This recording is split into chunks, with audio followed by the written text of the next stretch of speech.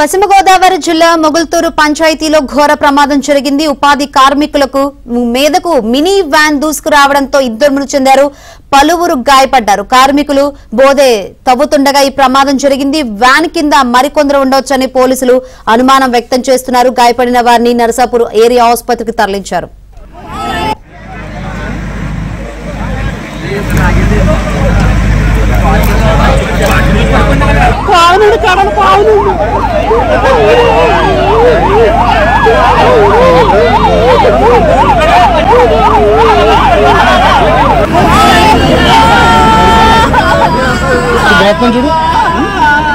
చూడు చూడు